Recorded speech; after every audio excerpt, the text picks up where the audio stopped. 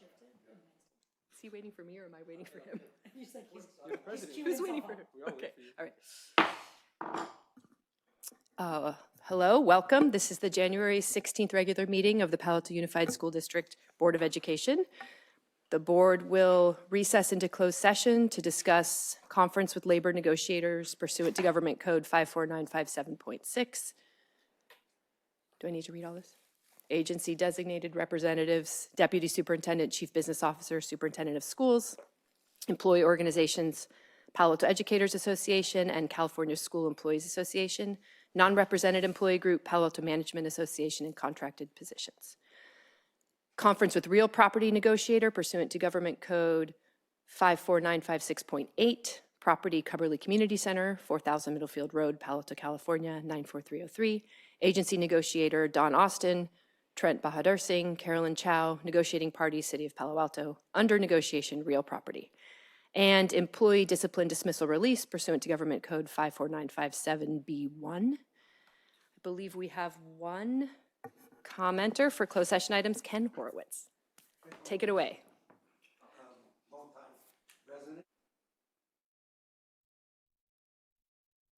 Which is on your agenda tonight. And I was over there this morning and still looks the same, dilapidated. But they were working on the gym B, and they put some lights up, but they have to work on the floors. They're going to redo the floors, but there's no heat. So there's going to be no heat, even though you can play basketball. So what I'm asking is what I've been asking for years. Let's finally make a decision on what to do with Cubberley. You know, you own 27 acres. It's so beautiful there, and there's such potential there. I personally think you should just keep all 27 acres and eventually have a school, whether it be a K through 8 school or middle school or high school, and then let the city take care of their own 8 acres and let them build a community center. There's a lot of liability now that you have to start worrying about. It's an old building. You could have an electrical fire. You could have a roof that caves. You need to tear it down. So what I suggest is, well, you got a lease coming up that expires at the end of this year, so you got to deal with that. How much does the city want? And now they're talking about a 55-year ground lease. That's certainly something I don't even think you would even want to discuss, because they're going to be putting a lot of new apartments, new housing here, and it's going to go in South Palo Alto. That's going to be a great site for you guys. So let's finally make a decision, and let's stick to it. It may not be what everybody wants, but at least we can move forward. So my suggestion is, let's move forward. Thank you. Thank you. All right. We will reconvene at approximately 6:30.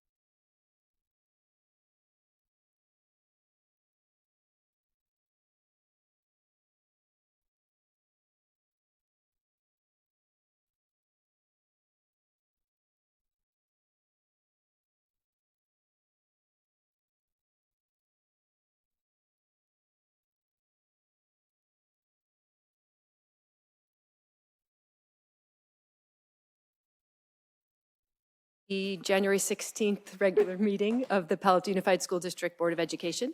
The board met in closed session and took no reportable action.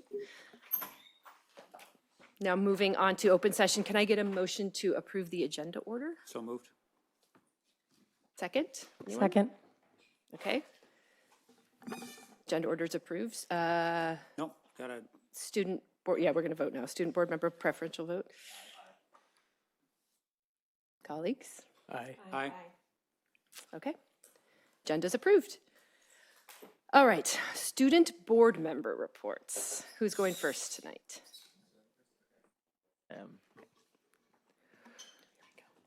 All right.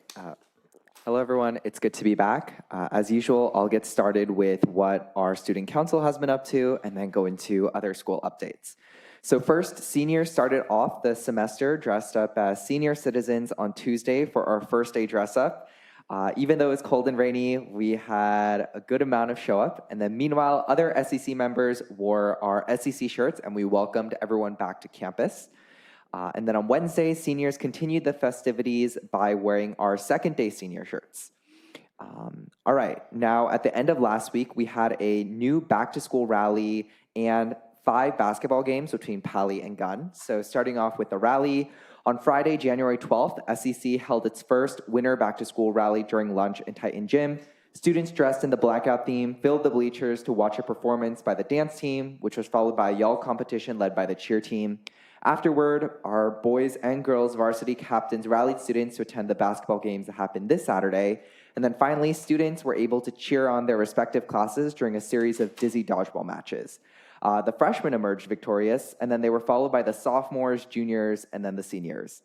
So fun fact, the seniors have yet to win at any of our rally games, and then we tied with the juniors for homecoming. So class spirit is great.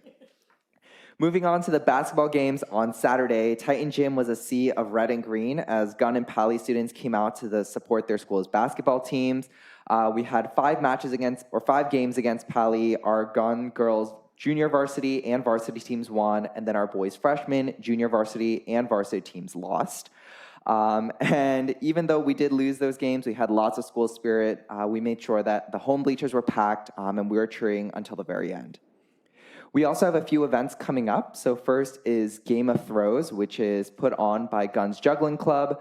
Game of Throws is one of the largest juggling and circus arts festivals in North America, and it's happening this weekend at Gunn. There'll be free workshops for people who want to learn how to juggle, and then there's also a gala show on Saturday at 7 p.m. in Spangenberg Theater. Next Monday, we'll be having our annual TEDx Gunn High School Conference. This year's theme is A Closer Look, and then students will have a chance to hear talks from their fellow peers, but also a variety of other speakers. And then from January 24th to 25th, a few other school events going on. So our Avid and College Pathways programs are taking a trip to UC Santa Cruz, and they're taking a tour there.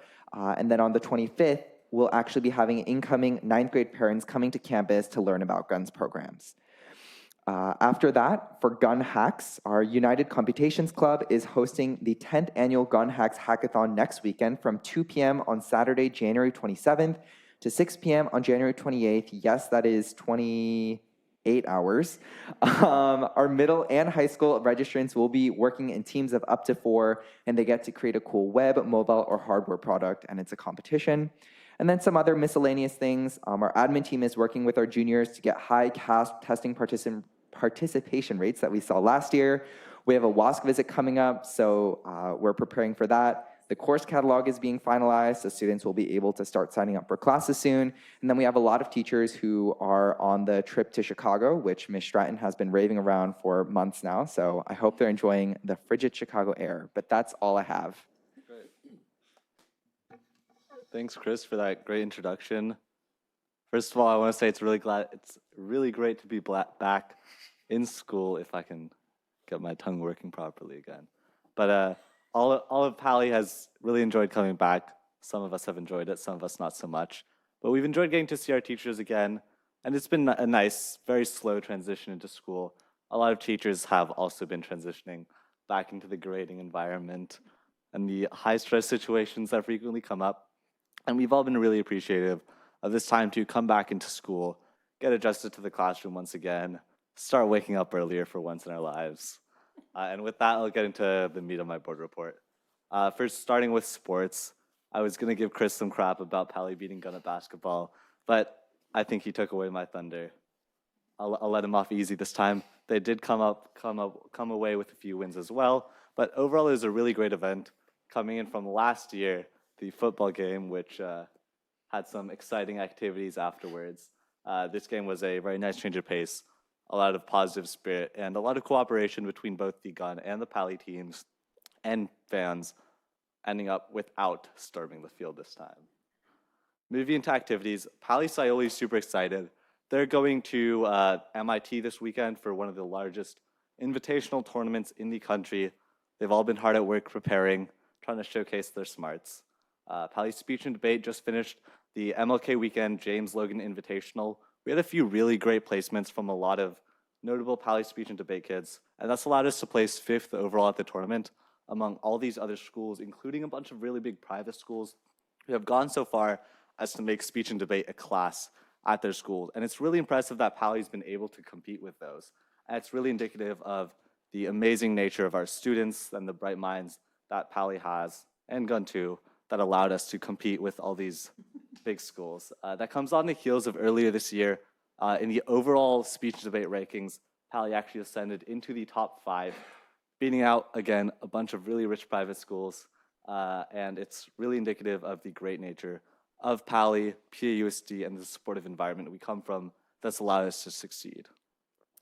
VAPA Theater has started their Hamlet rehearsals, which means the theater is often occupied with people staying as late, 6 p.m. past that, rehearsing for their plays. And they also, at the end of last year, I guess, after finals, they had their play in a day, 24 hours making a play, putting it on. Really great thing to watch. RISE consent education and training is happening right now. That means a lot of seniors have worked to put on these presentations for our newer students, teach them more about consent, making sure Pally is as safe of a campus as can be. We've also started breaking down the walls. We're starting signups right now. If you're watching this and you go to Pally, sign up. It's a great event, which allows all of our students to come together and really have these discussions that you wouldn't necessarily be able to have in a classroom environment with groups of people you wouldn't necessarily hang out with or really run into. And breaking down the walls allows us to connect with those groups to create a more positive campus environment that allows us to connect with people outside of our own groups, of our own cliques, and allows us to really connect as a Pally campus. We've also started recording the prom reveal rally, started recording that video to showcase the great place we've chosen and the excitement that we're gonna hope happens come May.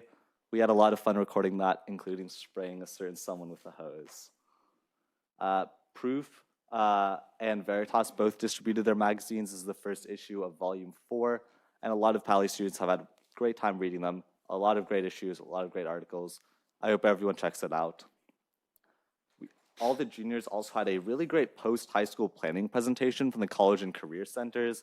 During our US history classes, we were all pulled into the Haymarket, and they showcased to us the nature of college applications, sometimes how random it can be, and sometimes the amount of work they have to do it. It showcased us how to manage our own stress, how to have really great expectations, being able to pick where we want to go, and a lot of things that's been great to prepare us as we move into this post-high school transition, as we start to prepare for our own college apps, which we've all heard the horror stories from our seniors, along with the amazing stress stories.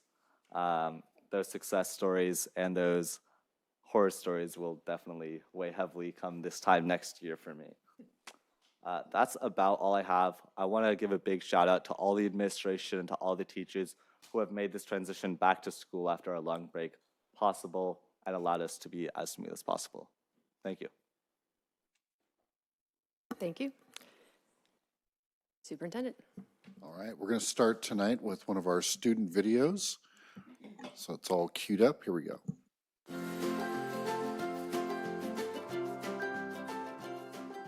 Nixon is a really also supportive place and welcoming. All the staff is really sweet, and if you're having a problem, there's always someone you can talk to, and it's a really fun place. Coach Mullins, my PE coach, I think she's really sweet, and she has to deal with a lot of kids every day, and it might be overwhelming, but she still finds a way to make it fun for us. And if like one person gets in trouble, she doesn't like blame the whole class and then be really mean to that one person, but like talk to them. If she has to solve a problem, she knows a way to do it without being super strict or rude. She's really supportive and understands a lot.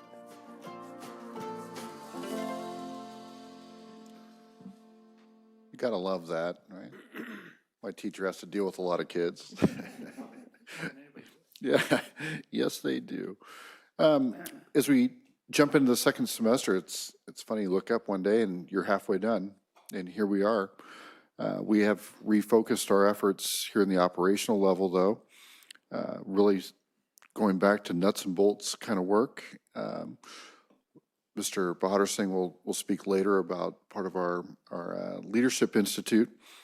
But one thing that we do share with the Leadership Institute on the very first day is that the Fortune 500 list of companies was created in 1955. And that's interesting, but more interesting than that is only 49 of the companies on the list were on the list in 1955. So 49 have stood the test of time. And we talk about why that is and what some of the attributes are of companies that are able to be so successful by at least one measure for so long. And then we talk about some things that I believe are true. And one is that we're turning into a very stable district. That has not always been a hallmark of Palo Alto, but it is now. And you look around this room, you look at our principals who are returning, you look at our retention rate for staff, it's exceptional. You combine that with strong finances, high achievement, and community support. Those are a lot of the pieces that are leading to the success of some of these companies in different ways. And then we talked to the group about intentional actions, the importance of succession planning, professional development, and a handful of clear and focused goals. And it's fun now to watch the people, I think we've got another 20-something in this cohort, start to nod their head and understand that that is becoming more and more the fabric of our school district. It's a good thing. So just wanted to touch on that, highlight that piece tonight. We're going to hear a little bit more about the Leadership Institute later tonight, and that's all for me.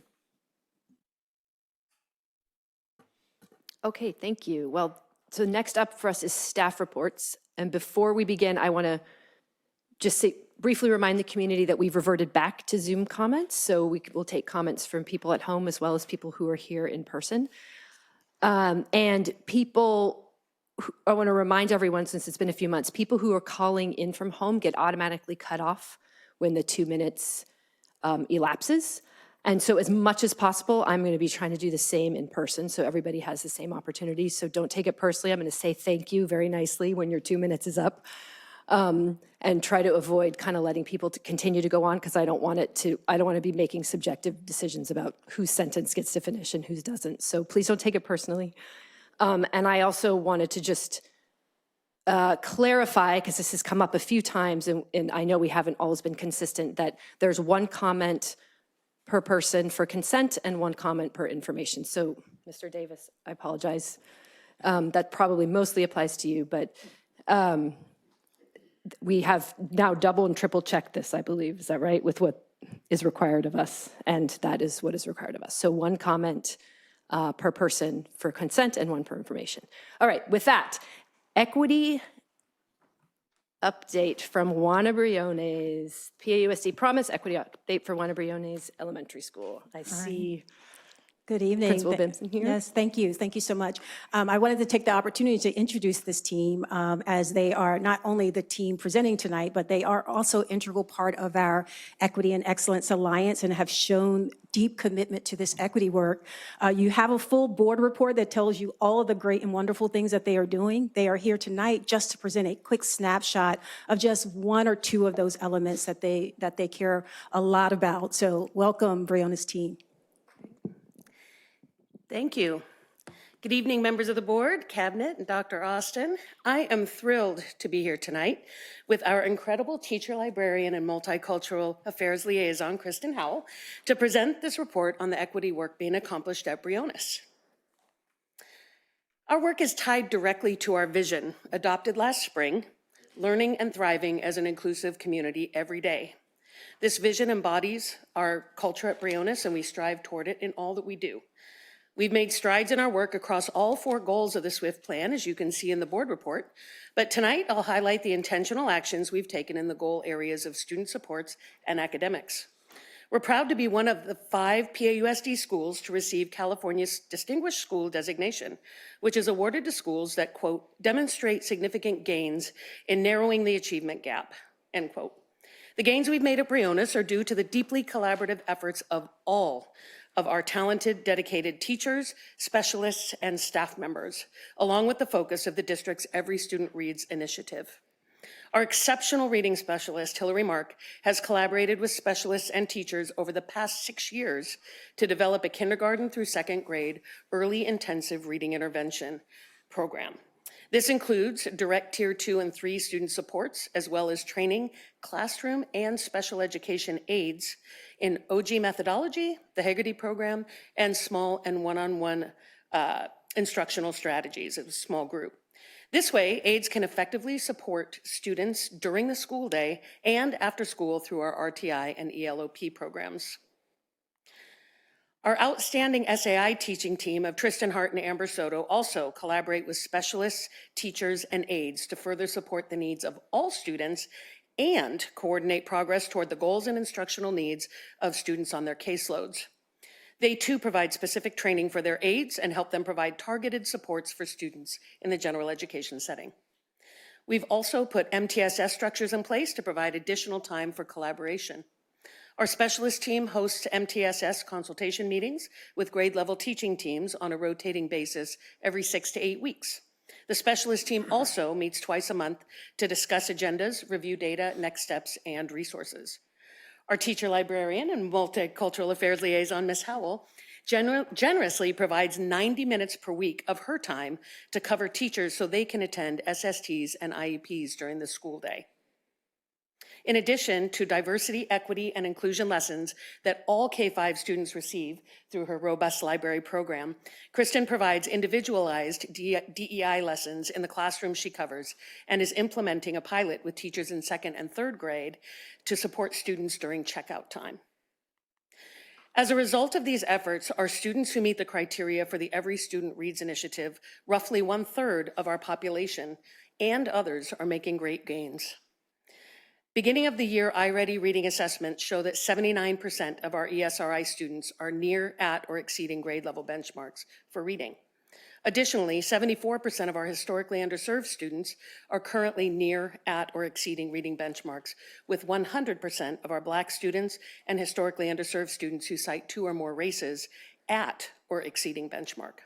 We're also proud that 4 ESRI students have qualified to exit special education this year. Thank you for taking the time to learn about our progress. I am more than humbled by the efforts of so many at Briones, including our staff and students, and I'd be happy to answer any questions you may have. Did I mention that this is the favorite part of the board meeting for me? Thank you, Katie. Thank you. Thank you. We do have one public comment. Mr. Stephen Davis.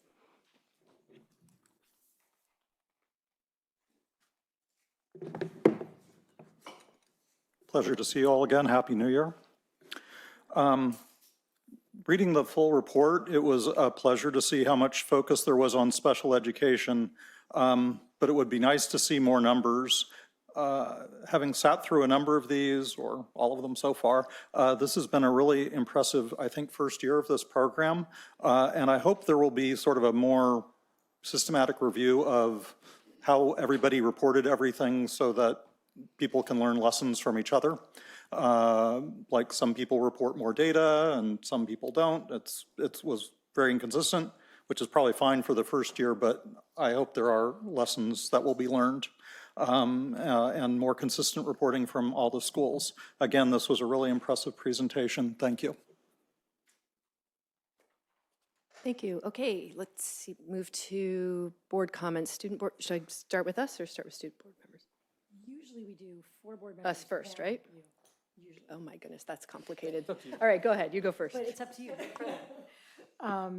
Just a quick comment. Thank you so much. I agree with you, Ms. Conway, that this is a highlight of every board meeting. In every meeting, when I read the packet and when I hear the presentation, I am more and more impressed. Granted, we can't all have a Miss Howell and a Miss Mark. Maybe every site does have all those kinds of people. They just have different names. But it's just wonderful to see the work you're doing, to see how you lay it out in the board packet, and that everyone's on the same page, right? You're a team doing this work, and we're seeing a difference in outcomes, which is wonderful. So far, I am not bothered that all of the reports look really different, because I think it's really interesting to see what each site chooses to focus on and what each site uplifts as the thing they really want to focus on here at the meeting. So I'm enjoying that. If you find you want to make some changes for next year, awesome, but thank you. It's really wonderful, and thank your whole staff for us, please.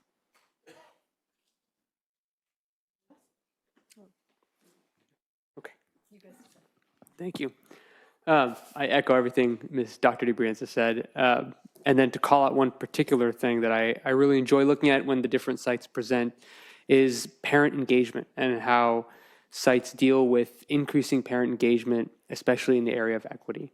And so I really liked to see that as a result of the measures being taken, parent engagement is increasing. Because that's, I mean, to me, at least in the last whatever number of years I've been on the board, I have seen parent engagement be one of those pieces of equity that we don't necessarily focus so much on because we're so focused on the pedagogical and the climate and everything, and yet it seems, at least anecdotally from my discussions with community members, it seems to be the biggest missing piece sometimes. So I liked to see that, and thank you so much for your hard work. I want to thank presenters, Principal Katie Bimson and Ms. Howell, as well as the teachers and staff at Briones, and acknowledge, because the presentations are so short, but I go through the longer PDF, and I just want to acknowledge the myriad ways in which your teachers are focusing on equity-based staff development, including Santa Clara County Office of Education Inclusion Collaborative work, district special education facilitated inclusion work, and training on the Power My Learning Equity Framework for teachers. I also want to highlight and celebrate the early intervention work you are doing in reading for grades K through 2. And I really want to thank you, Ms. Kristen Howell, for your work as both librarian and multicultural affairs liaison. I read it a couple times to make sure I read that right, that you are doing both. So thank you. And for covering classes in order to support IEP meetings during the school day. It reminded me of this quote, which is, in the words of children's author and illustrator Jarrett Kruska, "It is an awfully sad misconception that librarians simply check books in and out. The library is the heart of a school, and without a librarian, it is but an empty shell." So thank you. Student board reps. Okay, well, I just want to echo much of what has been said. I love these reports. I love that every school is doing them differently, and I also agree with Mr. Davis. I come away every meeting so impressed and thinking, oh, I hope that principals are talking to each other and learning from each other, because what that school did was really cool, and I wonder if they're doing it at other schools. So I really hope you guys are all communicating and learning from each other, because everybody is doing it differently, but also everybody has some really amazing things happening. There were a couple specific things I did want to highlight. I want to follow up, piggyback on what my colleague, Mr. Durop, said, that including families are integral to our school communities and therefore integral to the success of any hope we have of making systemic change in culture and climate. And so I just want to express my sincere appreciation that you're including families in that work. And I also want to echo Mr. Davis's comment of gratitude for expressly recognizing that special ed is equity, is inclusion, is school. So thank you for calling that out. the safe specialist at Briones for 6 years. It's been the same. I mean, we have principals who don't even stay at schools for 6 years. That is so huge for our students in terms, I mean, we're talking about students will have the same person their entire experience in elementary school. That is unbelievable. So clearly something's working to keep him there, so thank you. 100% of our Black students, historically underserved students who identifies 2 races, are at or above benchmark. That is amazing. Thank you for that work. Please express my gratitude to your teachers and reading specialists. And then finally, the panorama data, some really good news there. And I know also probably some news that hit a little hard for some teachers. So I'm grateful to you and your staff for being willing to look honestly at that data and identify some next steps. It's hard for all of us because we care about students so much when we know that maybe what we're doing, working so hard, isn't necessarily always hitting the way we want it to. So thank you for being willing to do that work. And I wish you all the best. Okay. Now we are students. You told me you, and then that's why I was surprised when you went next. I guess I missed you. Like, just going on. This is backseat presidenting, by the way. It's over here to students. It's very hard to like that. But you guys, this is a second bite at the apple here. Do you have anything you want to say? You sure? Okay. Okay, moving on to middle college, high school update. Yeah, before I turn this over, I just want to set realistic expectations. This is the greatest thing this school district has ever done. Now, all kidding aside, right, Dr. Che, this better be amazing. It better be amazing. No, I do want to set expectations. We're not going to have every answer even tonight. This is a progress report as much as anything else. We will talk about the upcoming outreach to students and the number of students that we already have interest from. But then, seriously, this is one of the more exciting things that we've touched. It's something the school district has been lacking, which is a real alternative pathway. And alternative doesn't always mean what the word first pops in your head. Sometimes it just means different. That's all it means.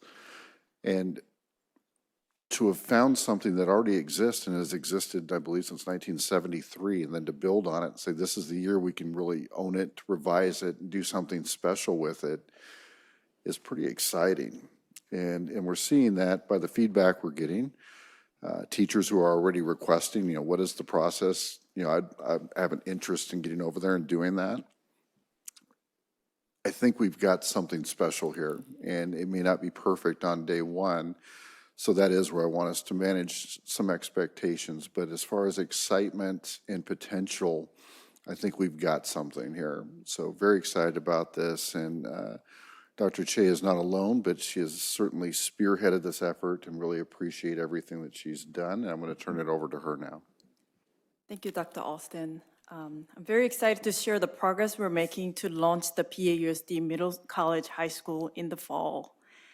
Middle College is a high school located on a college campus where students are enrolled in high school core classes in conjunction with college courses. PAUSD Middle College High School is for 10th through 12th graders. We're starting with 10th and 11th graders in the fall. Juniors currently enrolled in the Mountain View Los Altos program will finish their senior year with Mountain View Los Altos next year. Here is an overview of the implementation timeline broken down into 4 phases.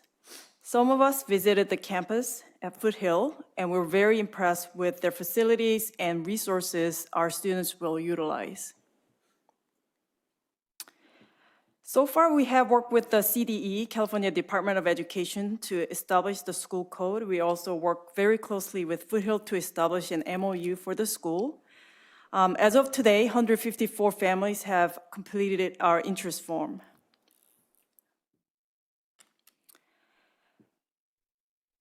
Foothill designated one of the interest form will guide us with staffing needs, working closely with HR.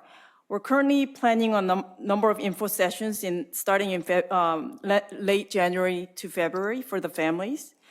There will be targeted outreach for AVID and Focus on Success classes, among others. Foothill designated one of their wings to the PAUSD Middle College High School. This includes 6 classrooms and 3 office spaces. This slide shows how the classroom and the office space will be utilized, which includes student activity and recreational space, as well as quiet study areas, in addition to instruction and office spaces. Based on the result of our interest form, here is staffing projection. We want to make sure that our students are receiving comprehensive services.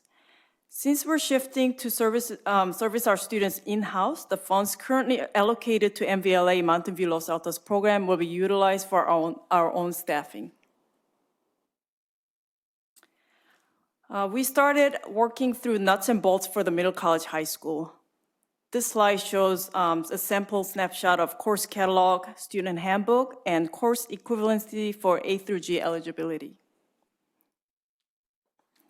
So with that, we're very excited to partner with Foothill to innovate and bring the future of education to PAUSD students. Thank you. Anything else? Dr. Austin? No, okay.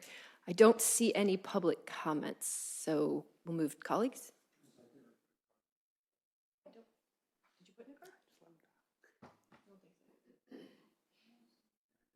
You're interested in putting in? Go write another one. Yeah. Okay, so come on up and speak. Come up and speak. Okay, I'm going to be brief. I'm going to be brief. I'm Ken Horowitz, and I taught at Foothill for 40 years, so I just want to echo Dr. Austin's comments. This is an exciting program, and I actually taught some of the high school students, and some of them were actually the best students because they're real motivated. They wanted to get good grades. They didn't just sit back and just take the class and just get the units. They really were interested. So I'm excited for PAUSD and look forward. Though I'm retired, I think this is going to be a great program. Thank you. Thank you. Okay, colleagues, anyone? Oh my gosh. Okay, we'll start on this side first. Ms. Siegel. Thank you, Jung, for your presentation and for your incredible work.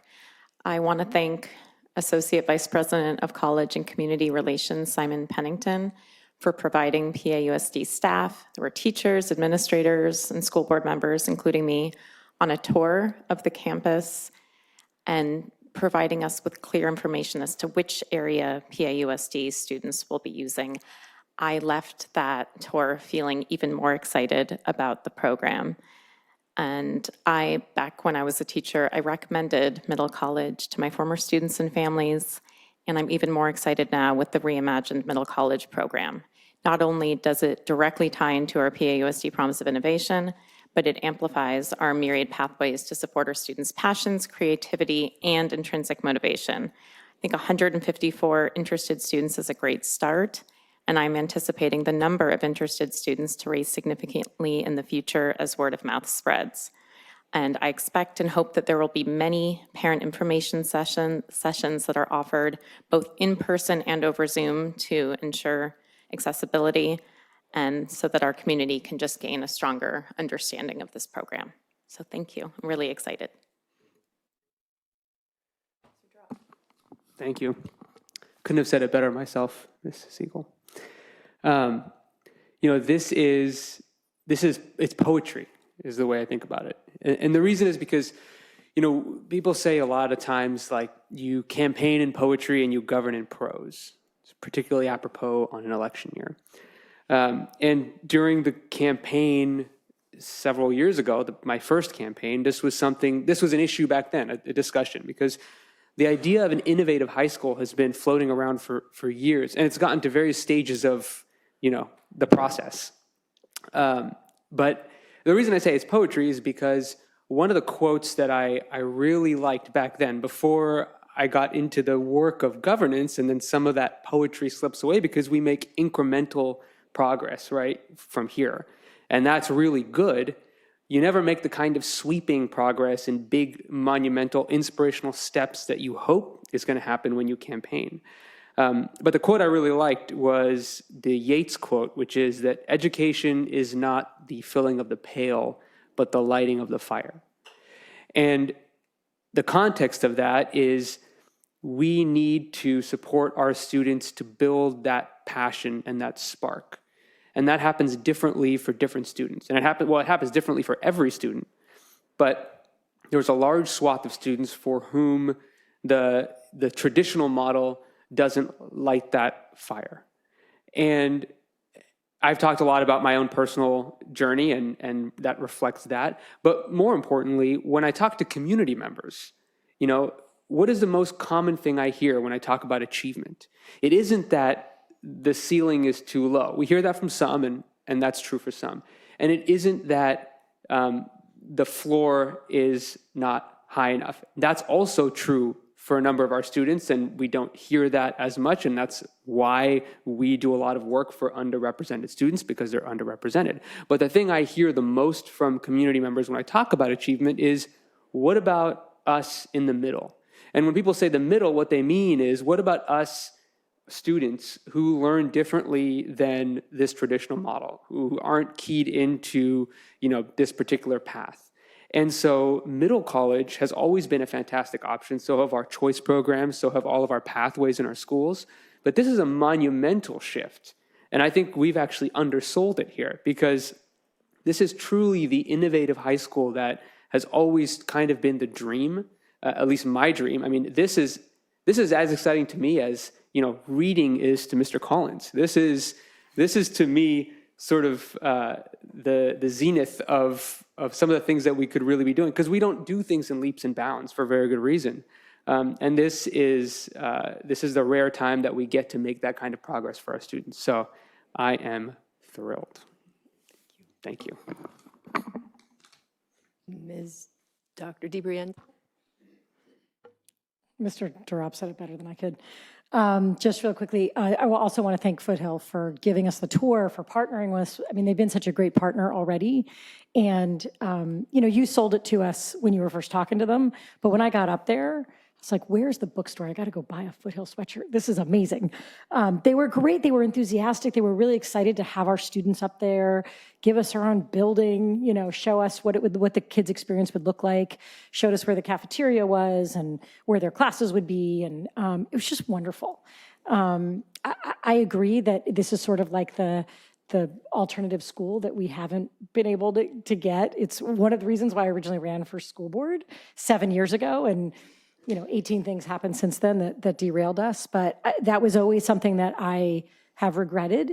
And it wasn't until I was up there getting the tour when I thought, this is kind of that. You know, it doesn't check every box I had in my mind, but it's got other cool stuff. And the fact that students, I've been to most of our middle college graduations, right? They happen in June when Foothill is done. And it's always so nice to be there. And it's this wide range of kids, right? You look at it and you're like, how are they? Kind of like the Breakfast Club, right? It's just like all over the place, all coming together. And some of the kids are there because just a comprehensive high school was not for them. And some of the kids were there because they really wanted to take college courses now.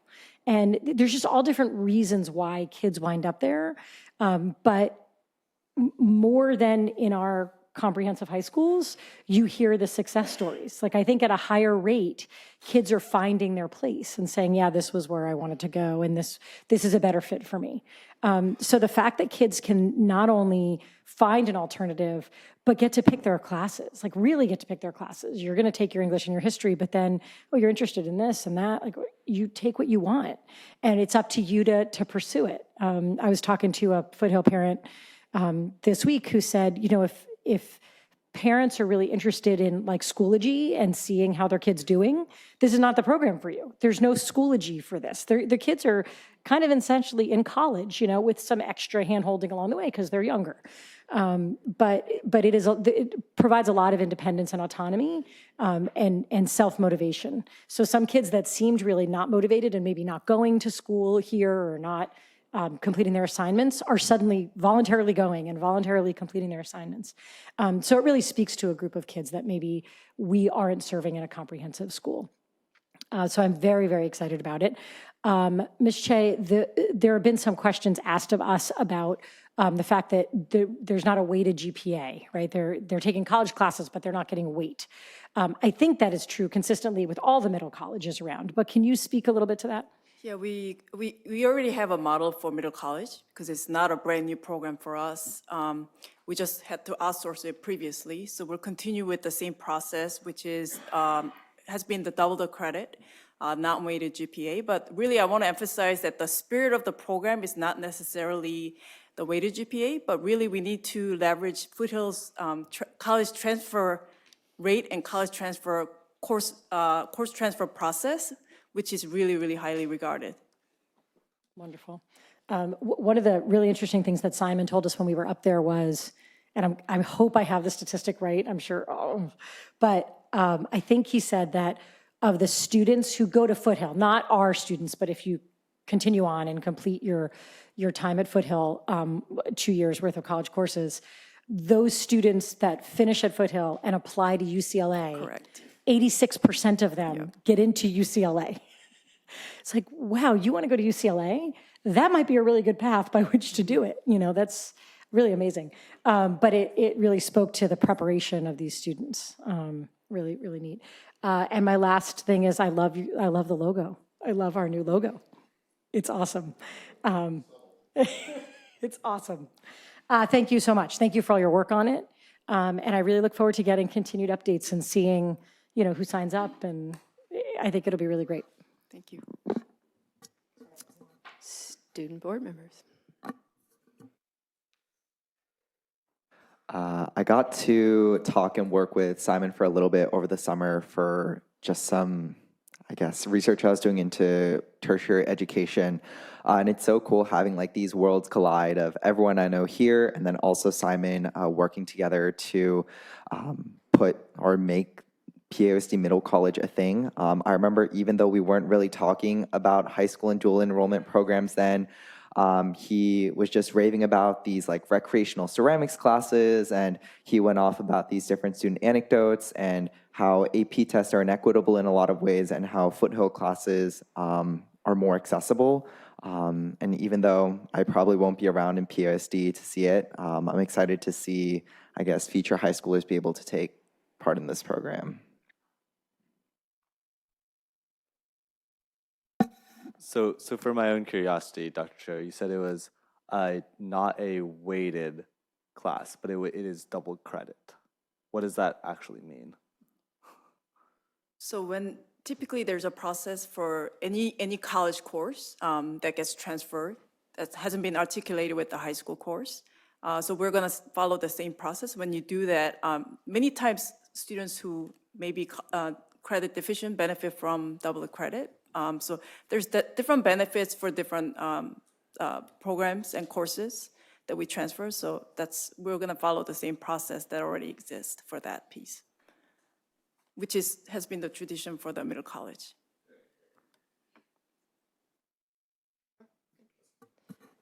I just want to echo my colleagues' their gratitude for the presentation and all the work to reimagine this and get it off the ground, and also to Foothill for their partnership and support. My one comment was I love the targeted outreach to AVID, but I would also highly recommend information sessions during self and advisory to, I would say, for all ninth graders starting this year and beyond. I really, and I'm not talking about like a 5-minute, here's some information about middle college, but like a really extended information session that all students hear and have a chance to ask questions, maybe have current middle college students come back and talk to them about their experience. I think that, I don't believe that the narrative that's out there about middle college really matches the reality. And so I think it's going to take some kind of concentrated, direct, in-person messaging to kind of counteract that narrative and really help students understand the program and understand if this is the right fit for them. To parents, absolutely, the same sort of messaging as Ms. Siegel mentioned, but I think it's outreach to students is even more important for students to really, because they are the ones who are really often their impression of their experience at high school does not match their parents' impression of their experience at high school. And I think so students really understanding the program and if this is the right fit. I think both our student board members mentioned last time the importance of outreach. And this is, to me, is exactly what self and advisory are for, right? Helping kids map their high school plans. So that would be my one comment.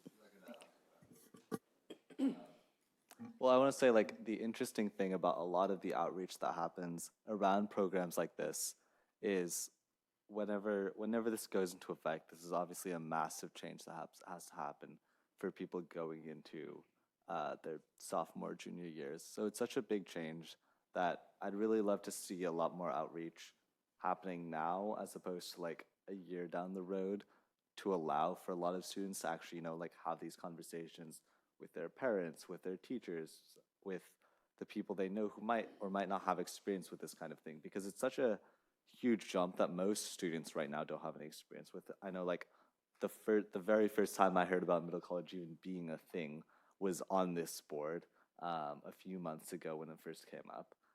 So for most students with such a massive change, hearing about it like a few months before they have to sign up, or maybe even like a few weeks, really doesn't cut it, especially when a lot of that information ends up happening in like you said, a 5-minute like presentation during self-advisory prime that most students are zoned out for. It takes a lot of like really directed, targeted, almost advertisement, where we really explain, here's why you should be doing this, here's what it's not, in order to actually get students to buy into a program like this and change the narrative around middle college of it being this like side thing that's not really high school, where you go only if high school isn't working for you, and into a program where people choose of its own right because it has its own strengths that certain students will benefit from. And I think that needs to happen sooner rather than later. Go for it. I'm sorry. I just wanted to point out, I mean, I'm sure this will be in info sessions and whatnot, but in case students don't know, if you do go to middle college, you can still participate in a sport at Pallier or in the debate club or, whatever, the high school activities you still get to be a part of. Because I've heard some students say, wow, that sounds really interesting, but I'm a part of this. I'm in the band or I'm in theater. And you still can do those things at your home high school if you go to middle college, which I think is really neat. Vladimir, just put a period on this one from my seat. Again, managing expectations. I expect wait list. Okay, we have at each grade level somewhere around 900 or so students between the two high schools. We have 60 spots. So if there's disappointment, it might be in not getting in. The program will grow in time, but we're gonna start with capacity that we can handle, manage, do a good job with, keeping in mind that we've got 14, 17, something like that. Kids are gonna be seniors, they're gonna continue on with the MBLA version, so we're really looking sophomores and juniors with a couple cohorts. So expect wait list, and remember, we're not looking for 500 students, we're looking for 60 in these cohorts. Accurate enough? Okay, thanks. I can't wait to see those wait lists. Okay. All right, colleagues, anybody else? No? Okay. We're moving on to the event we've all been waiting for, 2022-23 Independent Audit Report. This is exciting stuff. Hey, Ms. Chow, if you can just match the excitement from middle college with the audit report. Thank you, Dr. Austin. Yes, so we are following tonight's theme of great things and high excitement levels with our independent auditors report for 22-23. For tonight, I'm pleased to introduce Mr. Nathan Edelman. He is a partner with Eide Bailey, the accounting firm that performed the audit, and he will share the highlights of that audit with you. Okay, yeah, thank you very much. Yeah, let's talk about accounting for just a little bit. So I am the independent external auditor. I just want to give you the 10,000-foot executive overview about what it is that we did in the audit and the results of the audit. So, easy to say, go in and do an audit this and audit that. You have actually multiple audits in your packet. I guess I'd say the big one is the financial statements, year ended June 30, 2023. And the purpose of that audit is to make sure that those financial statements comply with the governmental accounting rules. And so that means we go in and we really confirm what the district has already done. Verify cash is correct, payables, receivables, just make sure that the accounting is correct.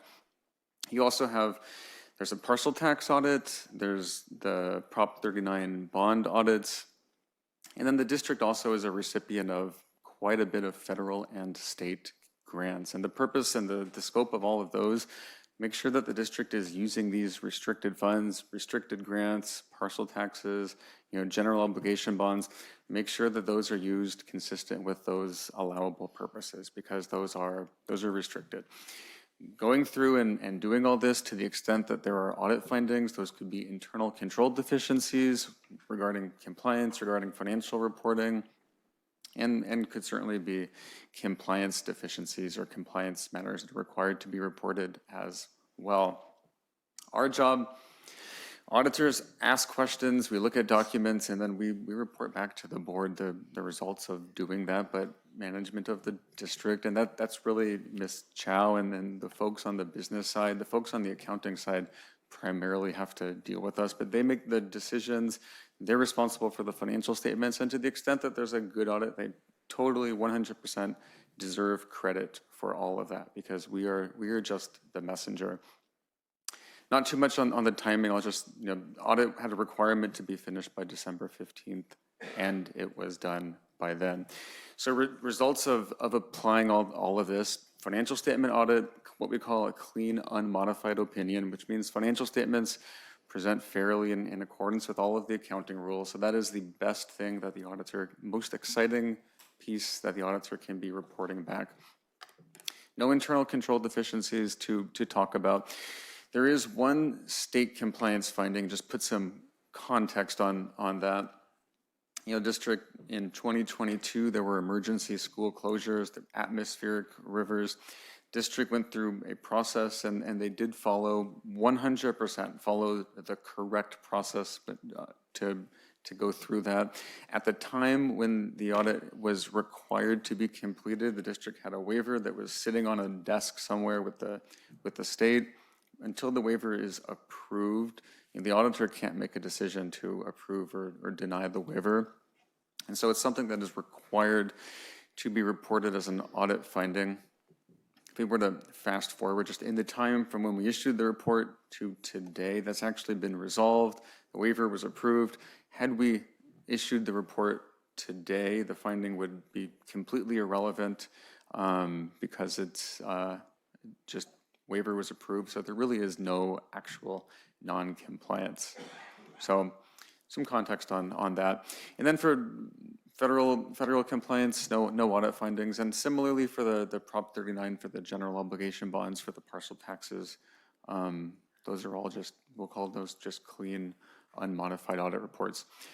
A few other just required communications. There's a letter that goes with it that I think is part of your packet, but really nothing of significance, no uncorrected or corrected misstatements, which means that the numbers that were initially presented to you, the numbers that were given to us as auditors are the correct numbers. That's also what you want to be hearing. So really with that, I can go on quite a bit longer, but I'll turn it over to the group, and if there's any questions, I'll be happy to try and answer those as best I can. Thank you.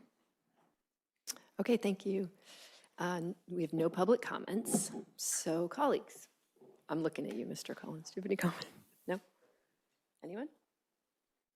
Student board? We say thank you. This is always the easiest report that we get, and we're very grateful for it, I think. And thank you for keeping our books in a way that make this easy. Student board members? No. Okay, I think we're good. Thank you. Okay, thank you. All right, moving on to Human Resources Report. All right, I'm going to turn this over to Mr. Bahadur Singh, who's going to bring up his team and take us through some exciting stuff. Thank you, Dr. Austin, and thank you for letting us not have to follow middle college. So we appreciate that. Joining us tonight are my colleagues. First, Herb Espiritu is 6 days on the job in HR, so we thought we would welcome him to the team and put him up in front of the community and the board tonight. He is filling the shoes of Lisa Hickey, and he is another example of our succession planning and really a smooth transition. He's hit the ground running. And also here tonight is Ann Lay, whose reputation precedes her. She has been our classified Director of Human Resources for many years, and they're here with me tonight. So what I want to start with is we really are a people business. Our clients are students, and we often point to the success, high achieving, the performance of our students, and behind all those students is what we feel is the best staff that we'll match against anyone. Great teachers, great support staff, leadership. We're really fortunate here. And I think what a lot of people don't realize is when we say we're a people business, that we truly are, and that 87% of our budget is devoted to personnel, which a lot of people were like, wow, I didn't realize that. So it's important to remind folks that the true success of our district is not only, is really our people. And next slide, please. We are really fortunate that we have really strong collaborative partnerships with our associations, the Palo Alto Education Association, our CSEA Unit 301, and our Palo Alto Management Association. Many of the things that we have when we talk about priorities, focus, new initiatives, these come directly from our conversations with these groups. We meet weekly with Ms. Baldwin, with Ms. Steiner, with our Dr. Austin meets with our PAMA leadership. Some of the feedback of things that we've been able to address have been through those conversations. We just want to say thanks to what we feel is a very strong partnership with them and great collaboration. Additionally, we can't, we've identify the strong relationship we have with PI, the Partners in Education, and our PTA Council, because not only do they provide funding for some of our programs and resources that support our district, but they also have played a very significant role in providing programs for staff, as well as the employee appreciation recognition throughout the year. We're really lucky that we have our site units, that PTA, that really recognize the efforts of our staff. So with that, I would like to turn this over to Ms. Lay and talk a little, we'll give you a quick update on our staffing snapshot. Thanks, Trent. So when we're looking at staffing for our school district, we look to our student enrollment as our baseline. So if you look in the far left column, you'll notice that our enrollment has steadily declined over time. So to be responsible, you'll see our certificated staff, same thing, we've reduced our staff. Classified, I'm here to speak to because it looks like it's either remained the same or increased, and that being because of our board's focus, our administration, our unions focus on our students' mental health, health and behavior coming out of the pandemic. So just to give you some numbers, we have about 14 nurses, 45 mental health employees, and 24 behaviorists. Our certificated and psychologist management has also declined. Classified management and confidential staff has declined along with an enrollment. So just so you have a general idea of our numbers, we have about 1,700 contracted employees across classified and certificated, and about 700 hourly employees. That includes our substitutes, for about a total of 2,400 employees. As we are now entering this kind of the busy season for recruiting, especially on the certificated side, as we start planning for next year. Classified is pretty much ongoing year round. We really see it, but we are now entering into the season of recruiting. And one of the things that when we have our recruitment fair, one of the big topics is why Palo Alto? Why do we encourage people to apply here, come work for us? And I think the thing is it's easy to look at where most people go first is compensation and benefits. And we remain one of the most competitive in the region in terms of compensation and benefits. But we wanted to spend a few minutes and kind of talk a little bit about, what we like to look at the whole package of what's attractive about Palo Alto. So I'll turn it over to Mr. Espiritu. Right. Why teach and work at PAUSD? PAUSD's commitment to excellence, not stealing from the Raiders, is evident within the 5 clear priorities in our promise, a comprehensive approach to education.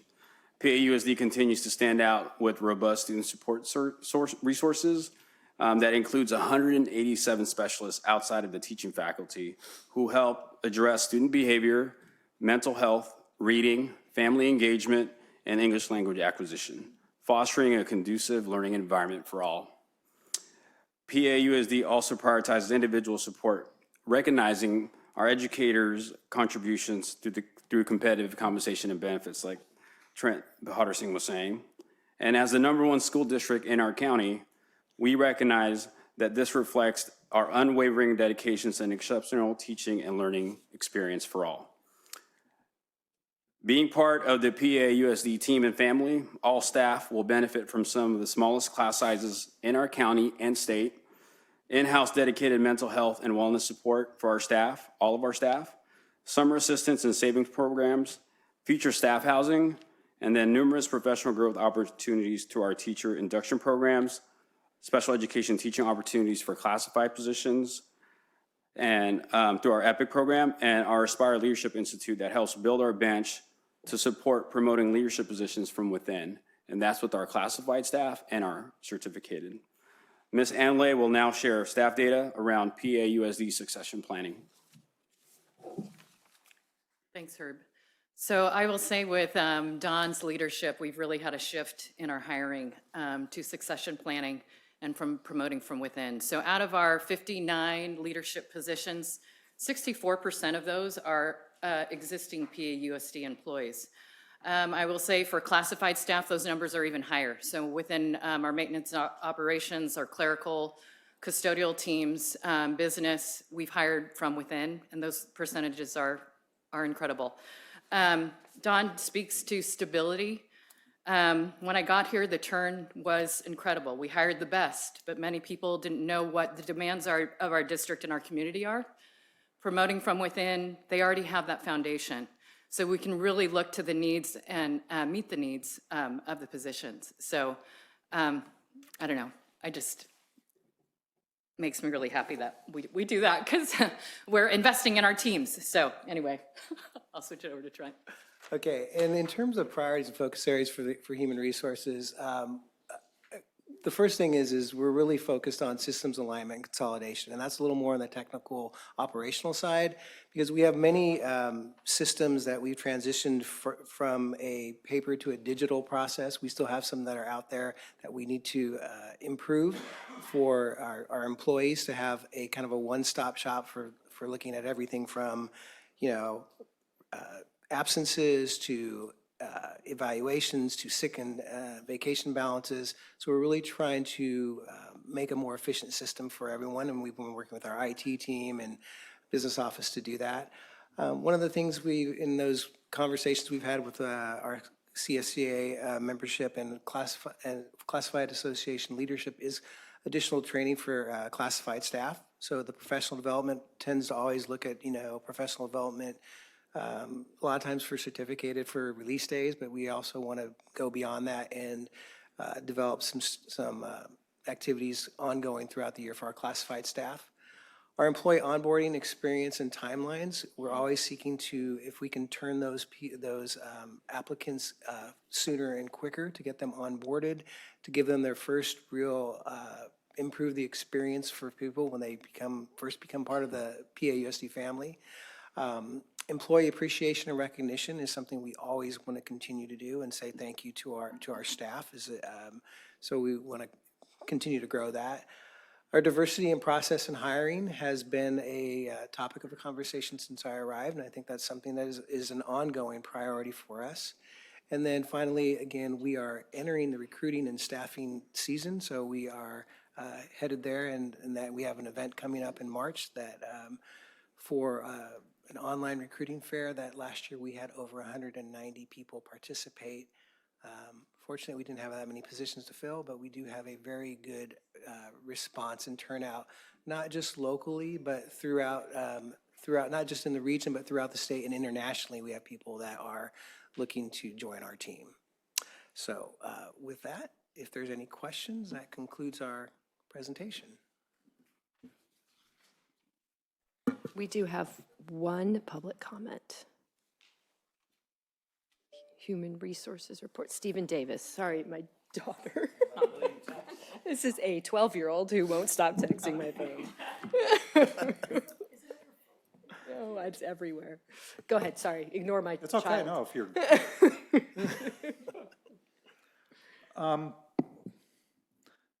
Human resources, as you said, is people is your profession. Didn't someone else do that? But most directly, it's also something that we, as the public, actually have direct impact on. We fund we fund everything through taxes, of course, but we also do add additional funding through the parcel tax, which there's a report on later tonight, and through PI. And we get asked as parents every year to add funding for that. And though the news seems in general good, we do kind of lack a lot of important data. We have no information on churn. We have no information on how long vacancies are sitting. I'm glad diversity is important. How are we doing? How are we doing with all these recruiting? That's not in this report. At my school, I got, as every other parent did, asked to make sure we gave to PI this year because we need it for staff. And it's like, so how are we doing? Do they need our money? I think we deserve more information than we get on this, and I think it will help the district and PI and a future committee trying to raise a parcel tax to provide better reporting on this. Thank you. Thank you, Mr. Davis. All right, let's see, colleagues. Ms. DiBrienza. Thank you for the report, and thank you for all the work. The thing that stood out the most for me was this idea of churn. And I remember that when we hired Dr. Austin, when Mr. Collins and I first joined the board, the narrative was, if you are a teacher in this district and you want to be a principal, you need to leave, find another district, find a job as a principal somewhere else, and then you can come back here. And one of the first things Dr. Austin said to me was, if we think that they're good, why would we make them go away? and how many of them actually do come back? Because maybe they get settled in a new district. And that is totally different now. And not only do we hire from within, but there was, no turnover of principals over the last 2 years. Everyone's staying, which I think is a really wonderful reflection of the leadership at this table. But you have found good people that, like Ms. Lay said, understand the district, right? It's not hiring from outside where people don't know the district. So I think it's really provided more stability for our students and our staff, which is wonderful. Thank you for the work, and I look forward to seeing it continue. Ms. Siegel. Thank you for the presentation. As we know, access to a culturally and racially diverse teacher workforce is beneficial for all students, especially and particularly for students of color. So I was wondering if you could answer now or later, what specifically is PAUSD doing this spring, which is our typical hiring period, to help ensure more diversity in our staff? Yeah, I'll take this one. I think, to be honest, this is a challenge that is across the nation of trying to recruit, first of all, to recruit people to the profession, and secondly, diverse candidates to the profession. We've looked at some of the data, and probably, if you look at the new hires over the last 3 years, about on average 50% of those folks have identified a race other than white. Something to remember is that all this data is self-reported, and we have certain limitations on how we can hire and questions we can ask. But I do think it's been a priority for us. Looking at, some examples include we've recruited outside of the region. We've attended different events that are hosted by more diverse organizations to try and attract people. I think people have ideas about Palo Alto in their mind, and I think our mission is to try and provide some insight and change some of the narrative about what opportunities exist for diverse candidates. You're welcome. Mr. Holmes. Thanks, just briefly. Thanks for that report. There's two observations. One is there's a saying in business that it's the job of leadership to take care of their team, and if they do, the team will take care of their customers. And I think that's something that in the past we'd often gotten wrong in Palo Alto, where leadership spent a lot of time trying to put out fires with our customers, our parents, and our community.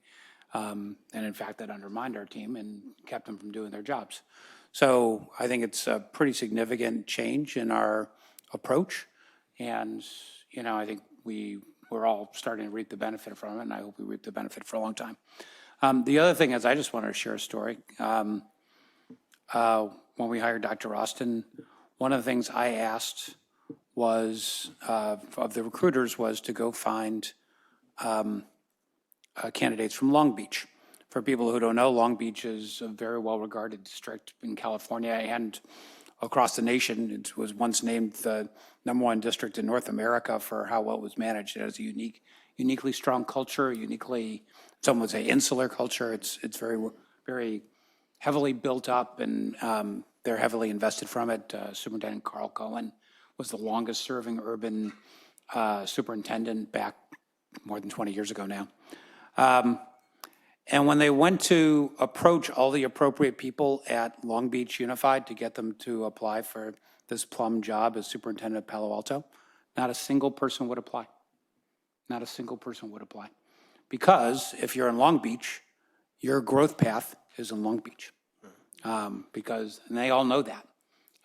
So they didn't want to go and chase some, kind of thing that might work out, might not work out, 1,000 miles north at some district they kind of only knew the name of. They knew that their future was in Long Beach. And so I thought when Dr. Austin came and he really did pitch this idea of succession planning and the importance of that for developing the culture and, investing in our own team, investing in building the bench, that was a pretty significant change. It was something that was quite different, but clearly had been fundamental to the strategy of one of the most successful districts in our state. And so to see a few years later, it's great to hear that that's important to you, because it's also important to me. And it's not, as they say, the great ones make it look so easy. That kind of culture change, that kind of organizational change is not easy to do. It's a lot easier to say and put it on a slide than it is actually to do it. So the idea that we are actually doing it, and we're kind of seeing it in our development of leaders within the district as well as our teachers, I think we're laying a foundation that I hope will yield benefits for a long time, long after the people at this dais are no longer in the picture. So thank you for that, and I'm glad to hear you say that you also value that. Okay. Anyone else? Student board reps? No? Okay. Thank you for that presentation. All right. We can move on now to open forum. We have only 5 comments. Sign up now if you want to sign up. We already missed somebody for another item because they signed up too late. So now is the time. Okay, so 5 comments means 2 minutes each. We'll start with Stephen Davis, Jenny No, Sarit Honigstein.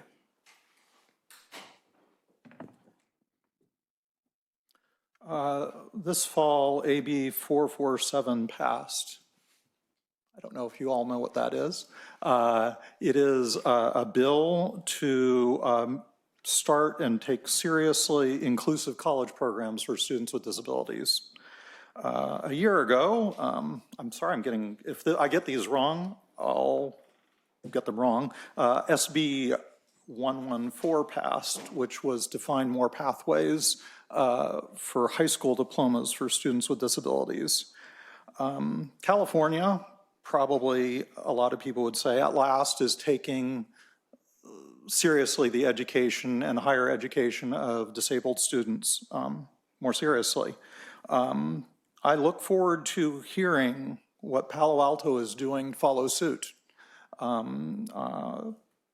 If we go look at the dashboard, though we are much better than the state of California as a whole for graduation rate, and much better as the state of the California as a whole for metrics for students with disabilities, they still lag far behind all of our other students, and the gap between our students with disabilities and our general ed students is larger than that in the rest of the state. So I look forward to hearing what we're going to be doing to make sure the outcomes for our students with disabilities match our expectations and the potential tools that the state is making available. Thank you.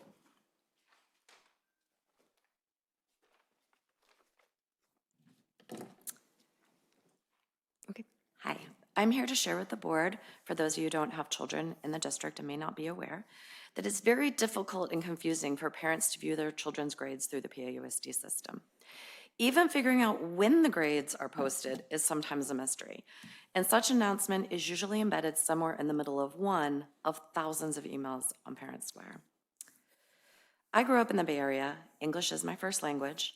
As someone who is also a middle student, I struggle every semester to figure out where my children's grades are, and I usually only commit to finding them in order to help someone else figure out where their children's grade is located before they disappear. The reason I bring this up to you is because of those of us who are leaders in this community, on the ground floor, trying to help each other figure things out. My heart breaks for families who are new, who don't have friends to reach out to for help, or people who speak a second language, and only have the simple instruction put out by the district: log into Infinite Campus to review semester grades, when it is actually anything but simple. I ask that you please use your influence to encourage the PAUSD communications team to send a one-off email each semester announcing when grades have been finalized, provide clear instructions on how to access them, and a direct link embedded to Let's Talk for people to easily access who are struggling. Let's meet parents where they are, with information about their own children, equitably and easily accessible. Thank you. Thank you. Sarit, and then Ronan Vazenberg and Nicole Chu Wong. Hi, my name is Sarit, and I'm a parent of 2 seniors at Gunn High School. I want to thank and applaud Principal Stratton on her campaign, See Something, Say Something.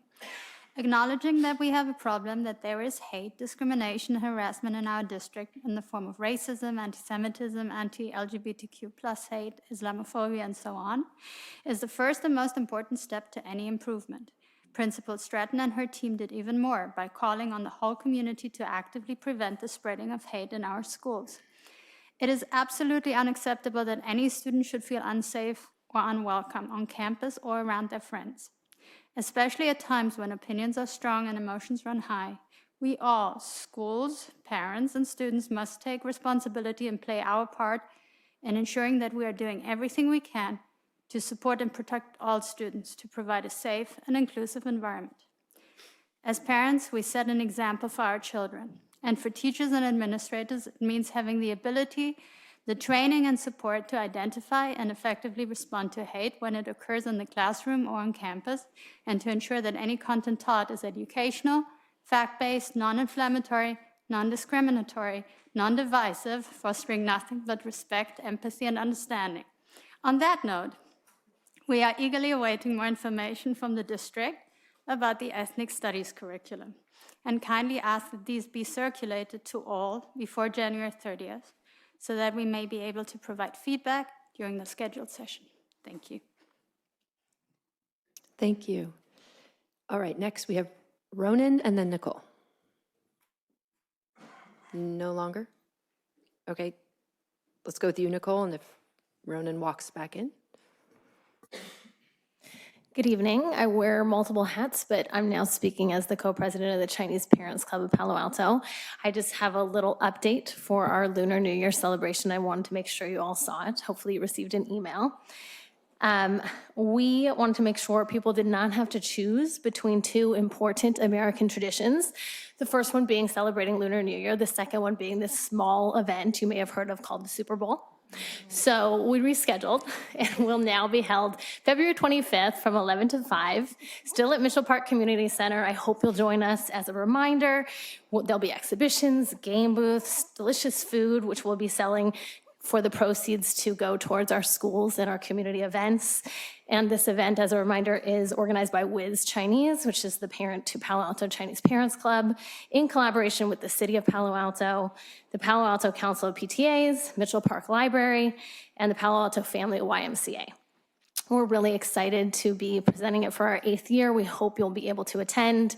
Reminder for everyone watching at home, the event is free, and we're encouraging people please to carpool or bike. We look forward to seeing you at Mitchell Park on February 25th. Thank you. Thank you. Did Ronan come back in? No? Okay.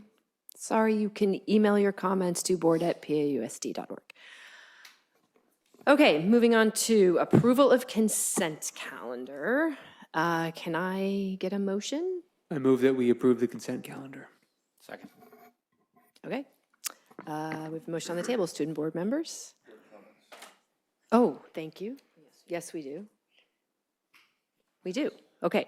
Motion on the table. We'll move to, before we discuss, we're going to take comments from, let's see, Matthew Gruppenhoff, Stephen Davis, and Lenore Levov. I think that's it. Right? Just three. I'd like to comment on the JLS project to upgrade to a Gamewell FCI fire alarm system. I think that should be reconsidered because Notifier provides equivalent functionality in terms of their FACP. It's also a much bigger brand from Honeywell. They have a whole website dedicated to it. And in general, the functionality is just really similar. They have lots of networking nodes. They have the same SLC protocol called FlashScan, which is also known as Lightspeed, SK, and Velocity. And it's also compatible with all of the same WeLock and system sensor notification devices that are being installed right now. But their voice evacuation system just works much better than Gamewell FCI. They have the ability to string together different messages. So for example, you could have a common intro that says, "May I have your attention, please?" You don't have to record that over and over. And there's up to 1,000 messages total because of this. You don't have to be limited by a small 16 message capacity that Gamewell FCI has. And there's also a lot more audio power this can output. So you could have a single system cover the entire campus. And finally, this, just like Gamewell FCI systems, this has logic equation programming in the voice panel itself. So you could program it, for example, if you get approval from the AHA, to give a second voice message if there's both a code red and a fire. And this could say, don't evacuate unless you see fire or smoke, since that's the procedure. And then that could be specifically programmed. So if someone hits a code red button, then it'll listen for a fire still, but give that message instead of the standard one. Thank you very much. Let's get that information to Mr. Holm, Dr. Austin. All right. Stephen Davis and Lenore Levov.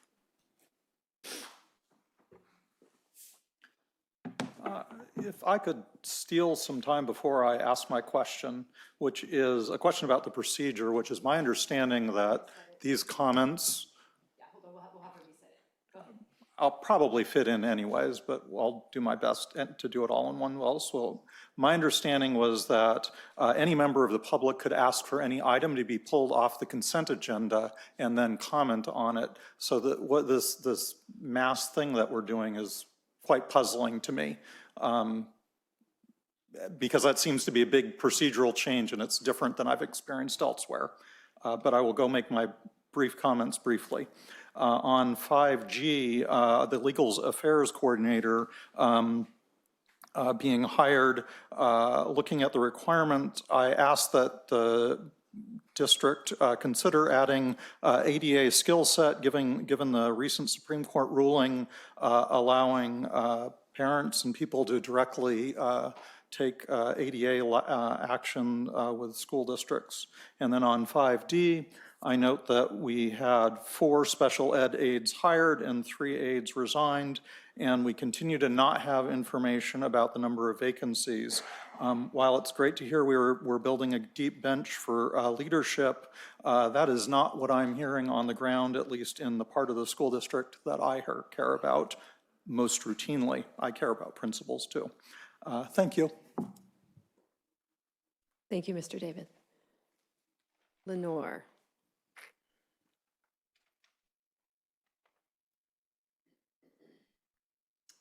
So I think I'm following up on this consent thing. Okay, so I'd like to request that you move 5G off consent. Sorry. Can I get time back? I'm like racing.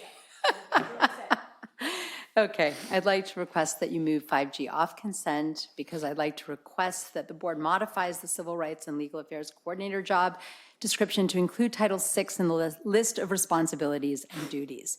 The modification is simple. It's consistent with one of the key skills for the role being a knowledge of Title VI in the first place. So wherever Title IX is mentioned, please also add Title VI. Last year, the U.S. Office for Civil Rights, OCR, disseminated not 1, but 3 letters to school districts across the nation focused on Title VI. In May, OCR wrote that schools that knew or should have known of the kind of discrimination must take effective, immediate, and appropriate action when that happened. It interferes with or limits the ability of an individual to participate in or benefit from the services, activities, or privileges provided by the school. Then in August, OCR wrote to schools again that this applies to all of your programs and activities, actions, or inactions, including classroom content and discussions, as well as in-school and extracurricular programming. And then, after the unprecedented brutal massacre of Israelis by Hamas on October 7th, OCR wrote to districts a 3rd time, noting the, quote, alarming rise in disturbing anti-Semitic incidents in America's P-12 schools with renewed urgency that schools take immediate and effective steps. As they clarified, quote, harassing conduct can be verbal or physical and need not be directed at a particular individual. The world changed for Jewish students everywhere after October 7th. In the US, anti-Semitic incidents increased over 360%, and the Bay Area now has the infamous honor of being the #2 spot for anti-Semitism in America, according to the ADL. As sadly detailed last week, over hours of sad and frightening testimony, the City of Palo Alto's Human Relations Commission, anti-Semitism is rearing its ugly head all around us, and yes, also across our schools. So among other things, it is the responsibility of the coordinator of civil rights and legal affairs to make such anti-Semitism not find a home in our district. Thank you for adding Title VI to this important job description.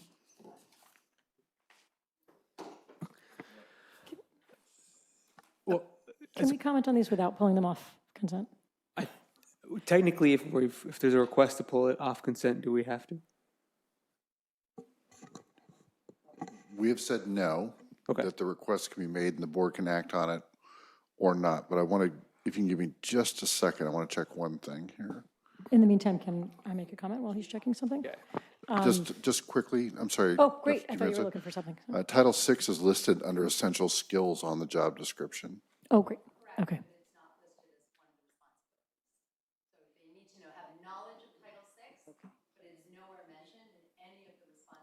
All right.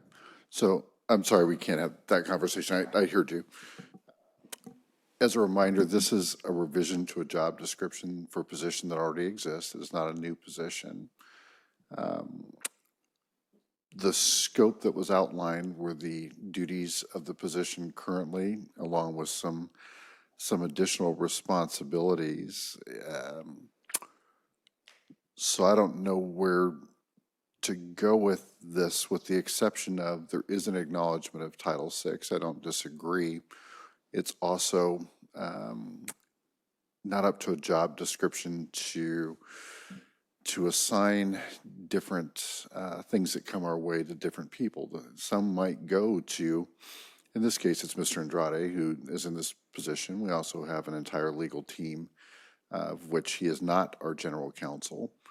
So, yeah, I don't know if we want to call it an essential it is an essential skill. I'm not sure it is a responsibility and duty that we're requesting at that time. Mr. Bahadur, if there's anything to add, feel free. Yeah, I will say that in having a discussion with Mr. Andrade, he is the one that brought this up, that said it should be included in the job description. So he is very well aware of the importance and implications of Title VI. But like Dr. Austin mentioned, we do work with two legal firms that provide guidance and address some of the situations that he doesn't, and he also has other duties as assigned related to legal civil rights affairs. So I think we have the ability to cover anything that's thrown his way. And to Ms. Latimer, I think if you want to have a discussion, it should be pulled. Just by a board member can do that if you'd like to, just to stay consistent with the process. Okay, then why don't we pull it, since we're talking about it anyway? The other thing that I just wanted to comment on was I'm prepared to support the JLS fire system, but I really want to make sure that we are up to date on the latest technology, on the latest, like, what is available. I mean, just that was an amazing presentation. And so I want to make sure that, going forward, like, are we doing all the things that in 10 years we're going to be happy we have? So I'm ready to support that, and then I don't know if other people have comments on the Title VI thing. As we said, it's Mr. Andrade, and Should we vote on the consent without this first? So Yeah, let's, okay. let's make, can someone make an amended emotion? Amend your emotion. Sure, Go ahead. I'll propose an amended motion, which is to approve the consent calendar with the exception of item D. Okay, second? G. Second. It sounded like D, but I said G. I just want to make a comment on the commenting process, just briefly. Is that timely?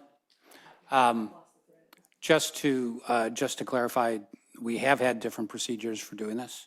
The way that President Latin America is doing it this evening is the same way I did it when I was president of the school board. So it is, I think, completely, it was fine then. I think it's fine now. Other bodies do it. People do it different ways. Our city council does it differently than we do it. So I don't think there's anything, I just want to set people's mind at ease. There is not a gold standard way to do this that we have somehow deviated from. This has just been we've done it one way. We've also done it other ways, and now President Latin America is exercising her leadership prerogative by saying how we're going to do it now. So I think that's fine. Just as a point of order too, I would recommend at some point then that BPRC be asked to reconcile the meeting conduct and the agenda material board bylaws, which are in direct conflict with respect to how we deal with consent items. Are they the way? One of them is the way that, one of them says that a board member can pull. One of them has potentially ambiguous language that says if a community member comments or a board member wants to pull it, it will be moved to action. So we should reconcile that. Okay. The specific subtext at the bottom of the agenda item says if a citizen wishes to speak on an item, it will be considered under action items. That too. Yeah. So that's at the bottom of our agenda. Which we've never done. Right. So we need to align with practice. Okay, good. BPRC, you got that? Okay. Okay, where are we now? so can I speak about I just wanted to make a comment about the item that we pulled. Oh, no, I guess first we're going to vote on consent. Okay, great. We got a motion on the table. Yeah, motion on the table, so student board members? Okay, colleagues, all those in favor? Aye. Aye. Okay, so that motion passed. Now we will move to discuss item 5G, is it? And I'll, just to get it on the table, I'll make a motion that we pass it. Does it have a second, so we can discuss it? Second. Okay. The one comment I wanted to make was, like you said, it is noted in there. It seems perfectly reasonable to me to amend it to include it where the request has been, and yet my only hesitation is, are there other, like, now, then Title IX and Title VI, are there other things that, but then we didn't mention this, we didn't mention that, we didn't mention that. I appreciate that Mr. Andrade mentioned that as one of his responsibilities. I'm glad that he is aware of that and considered it important enough to mention. I guess I'm not sure the implications of if we add that, then is it, but then we left out some other title. I don't know if anyone has an answer to that right now. Anyone else? I would say this. There are going to be other things Mr. Andrade does that are not listed under his responsibilities and duties. So here's an example, not to sidetrack us too much here, but he is going to take on a leadership role with BPRC. It just makes sense. He works in that office. It seems to make sense.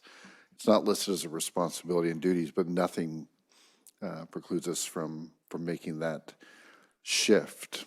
And you know, again, it's a management position, so the responsibility and duties looks a little bit different than some of our classified positions where it would really define what you can and cannot do. I don't think it's essential, and I'm not sure we've had a big enough conversation about Title VI specifically and what we want the role of this position to be to amend it here at the table. I definitely would not advise that. I have a comment and a question. I strongly endorse the idea of not editing job descriptions from the dais. That not a practice that I think would serve us well. And my question is, I mean, I think the thrust of the question is, do you think we're likely to neglect our responsibilities under Title VI, which obviously would be to the detriment of students and our community, if we don't include it in this job description? Or are we cognizant of those responsibilities and making sure that they're being properly handled? I do not think they'd be neglected, but I have a different question for Mr. Bahadur Singh just quickly. How time sensitive is this item?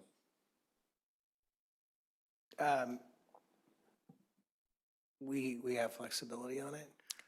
Can I also add one thing on it? The Title VI, the definition of Title VI states, prohibits discrimination on the basis of race, color, and national origin in programs and activities receiving federal financial assistance. When we look at the job description, it says, conduct, direct, and manage investigations of all student complaints of discrimination, harassment, and/or retaliation. I think the job responsibilities and duties, it says that will provide oversight of the district's responsibilities to provide a safe and non-discriminatory learning, living, and working environment for all members of the district community. I think it was written specifically to be broad, that will cover things such as Title VI and other areas, as Dr. Austin mentioned previously. We've spent some considerable amount of time with Mr. Andrade reviewing this, like I said, he brought this up. We have spent time with him in this position. As you know, he was appointed interim. He is now permanent, and I think it's, why I say we have flexibility. I think it's important to get this moved forward so that he's done great work. I think we all will acknowledge that, and I think it's time for us to reflect and have the job description reflect the areas and responsibilities he's been working on. I have go ahead. I was just going to say that, yeah, my read of the job description is requiring a whole host of responsibilities relating to preventing discrimination and retaliation and harassment, to me, is enough.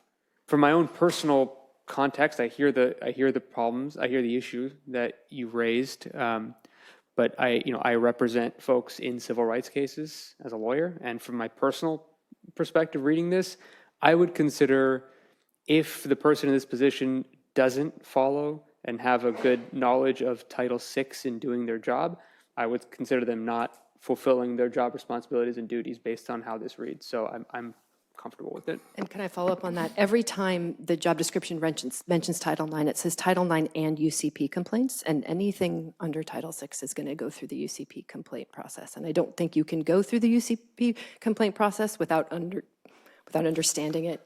And we don't have a Title IX, Title VII, and UCP complaint process. We have two complaint processes. So I think I agree, it doesn't say Title VI and Title IX and Title VI, but it does say Title IX and UCP wherever Title IX is mentioned. So I'm comfortable that this covers. Anybody else? Colleagues? I think students. Yes. I think, I'm comfortable with it. Obviously, I'm not experienced as the rest of everyone on this board, but my question is just, why not? I mean, is there a particular reason why we shouldn't, if it is a current issue that is like that is being faced that parents and students are worried about, is there a specific reason or specific harm why we don't call out specific attention to a procedure that might just be a nice to have? Is there like a... So I think that was kind of my point to answer that, is there isn't a separate, like, I don't actually know how it would be inserted. So, because if you look, coordinate and meet with outside counsel and or external solutions specialists retained to conduct and provide the district with decision-making support for Title IX and UCP-related matters. There's nothing to add there. Those are the two related matters. The next one, produce and complete investigation reports and outcome letters pertaining to Title IX and UCP complaints. There's nothing to add there. So the only thing and then down at the bottom where it gets to essential skills, it says knowledge of Title VI, knowledge of Title VII. So that's where it would be added and it's there. So unless I'm missing. I mean, I agree with you, but I think we have a Title IX process and we have a UCP process, and the UCP process includes a number of things, including complaints under Title VI, complaints under Title VII. And that, I mean, and then to Mr. Collins' point, as a process matter, I think it's a valid concern not to want to wordsmith things and then be consistent with that. But those are, yeah. Have a motion? Oh, we have a motion. Okay. Student board members, preferential vote. The motion is to pass 5G. Is it 5G? 5G. Okay. Student board members? Aye. Colleagues? Aye. Aye. Okay. I think we're good. All right, moving on. Now I've really lost the thread. Action items, right? We're on action items now. Okay. 6A, approve increase in change order contingency for the directional boring project at Palo Alto High School. But Mr. Holm isn't here. Oh, boy. Is that? All right. Ms. Chow is going to take both items A and B. Thank you, Dr. Austin. This item is coming before the board for approval this evening simply because of the fact that it does exceed the 10% change order threshold for public works contracts. This is a limit that is established regardless of the size of the contract. So this being a rather small contract, it's quite easy to exceed that 10% threshold. So we are asking board for approval on this. Ms., you need to call on people. Yeah. So I'm prepared to make a motion if you want. Yeah, let's just go ahead. Okay. First, I love the idea of a directional boring project. I'm going to get that framed and put it in my office. I move that we approve item A as presented, 6A. Second. Aye. Aye.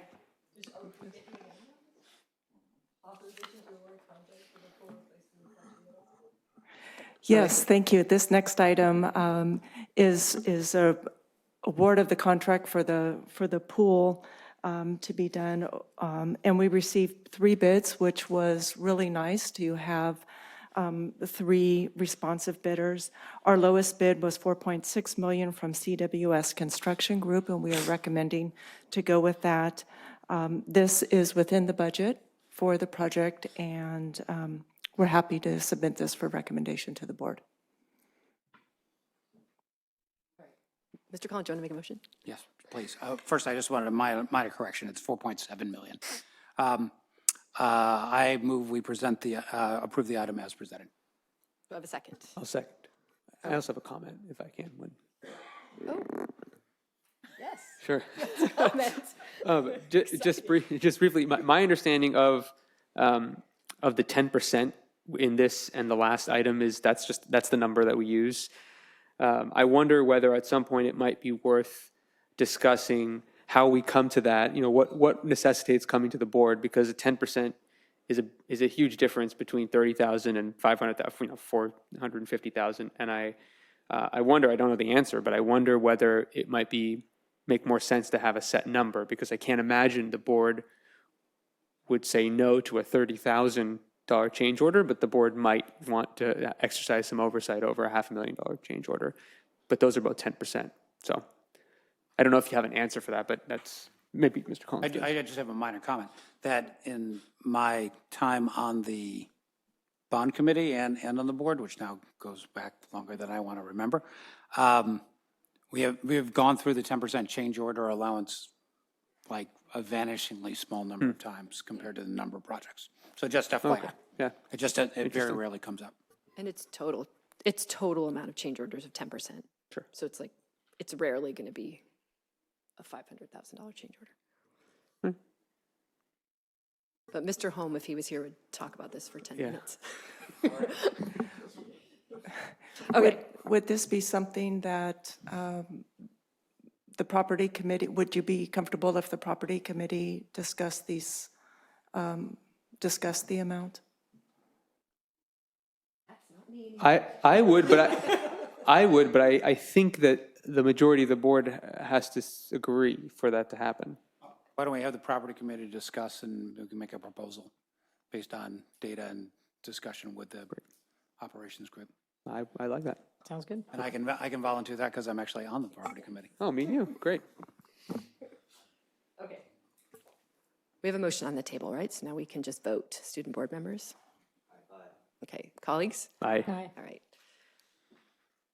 Okay, moving on to discussion items, of which there are none. So information items. And we have one public commenter, Stephen Davis.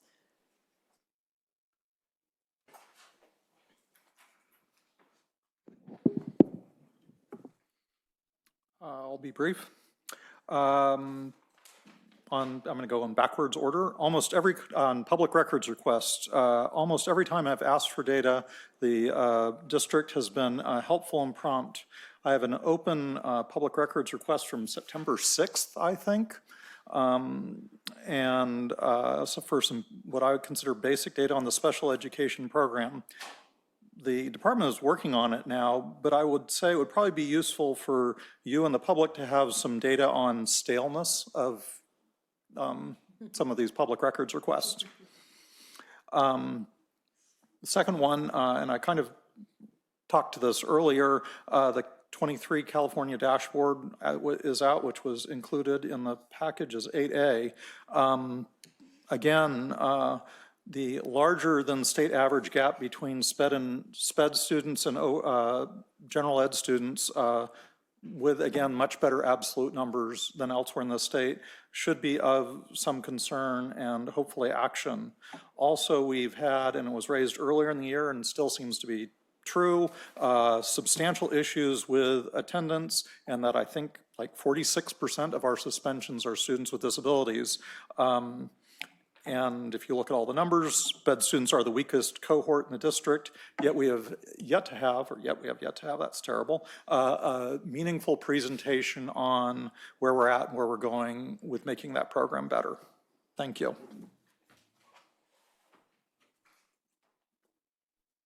Okay.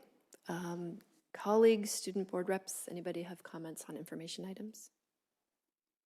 No? All right. Then we're moving to board operations. Anybody have board operations? Sure. Go ahead, Ms. Siegel. Okay. Yesterday, to honor the life and legacy of Dr. Martin Luther King Jr., my children and I, and over 1,000 community members participated in Martin Luther King Jr. Day of Service and Mitzvah Day. And so I want to thank the Oshman Family JCC, YCS under the leadership of Maura Uman, the City of East Palo Alto, and the City of Palo Alto for organizing this wonderful event. During this difficult time, it was uplifting to see our community come together to serve. I also want to celebrate Fletcher student Neil for his beautiful and inspiring rendition of Talking to the Moon by Bruno Mars. It was incredible voice, courage, and passion from one of our very own students. So to all of those who participated in the Day of Service, thank you for serving. In the words of Martin Luther King Jr., everyone can be great because everyone can serve. Yes, Mr. Collins. I did something I had never done before, which is we had a meeting organized by Principal Stratton at Gunn High School and Ms. Chow, and we, regarding lights on the bike path out behind Gunn High School, which has been an issue in the neighborhood. I live in the neighborhood, as you guys know, for as long as I can remember, and we put a solution in, and the solution is, works sometimes and often not. And at Ms. Stratton's suggestion, or I should say Dr. Stratton, because she recently received her PhD, so shout out to her. As Dr. Stratton, at Dr. Stratton, we had a meeting with our neighbors on the path at 5:30 at night. It got dark as we were standing there in a circle, about 30 community members and staff members, and discussed the needs of the school and the needs of the neighbors and the needs of the environment. We had an advocate from the Audubon Society there talking about the needs of the flora and fauna and how lighting affects that. And I thought it was a unique meeting in my experience because it was in the dark on the bike path. And while we're standing there, people are going by on their bikes, and some of them have lights and some of them don't. And we're actually experiencing the exact problems that we're there to talk about. I thought it was unique and uniquely effective meeting, and I was very glad to attend. And thank you to Ms. Chow for also helping to organize that. So I just wanted to share that because I had never had a meeting like that, and I thought it was a uniquely Palo Alto and uniquely wonderful thing. All right, anybody else? Mr. Drop. I missed the last meeting, so I didn't get to share then. But the day before our last meeting, I had the annual privilege of going to a government class at Gunn, Ms. Ferenzi's government class. I go every year, and basically have an open forum with all the students, and I give like a 1-minute spiel, and then they ask questions for the entire class period. And I encourage them to ask hardball questions and things, and it's always such a great experience because all the students, first of all, they've been coming to or viewing board meetings and council meetings. So they are very up to speed on the issues, the process. They have opinions on things we voted on, and they ask me why I voted or didn't vote a certain way. And we have a really lively discussion about sort of the democratic process, local government, and the role of local government, the role of a board, and then substantive issues. And it was no different this year. It was an incredible experience. I did 3 back-to-back classes, so I was there all afternoon, and it was great. I had answers to almost all questions, right or wrong. I had my opinions. There was one question I didn't have an answer to. I'll leave you all with it, which is, why does no school have the color pink in its color scheme? So that was the unanswered question for the year. Middle college. Pink Buffalo. All right, anybody else? Pink Buffalo. All right, anybody else? We good? Okay. Meeting is adjourned. Thank you all.